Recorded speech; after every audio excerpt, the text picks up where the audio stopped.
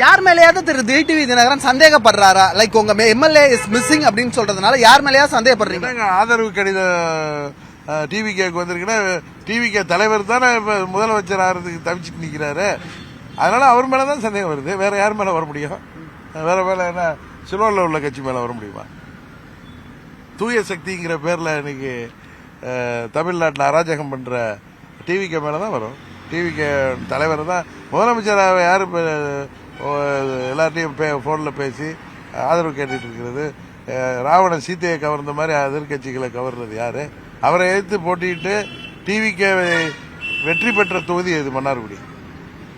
அங்க எங்க MLA support அவரு கேட்டு இல்ல அவரை தூக்கிட்டு போயோ இல்ல பணம் கொடுத்து வாங்கியோ அவர் செய்யறது எப்படி ஜனநாயகத்துல நியாயமா இருக்கும், தர்மத்தை அடிப்படையில் இருக்குங்கிறது தான். முதல்ல இப்படி இருக்காங்களே இவங்க ஆட்சி பொறுப்புக்கு வந்தா இவர்களுடைய நடவடிக்கை எப்படி இருக்குங்கிறது ரொம்ப விபரீதமாக போய் கொண்டிருக்கிறது.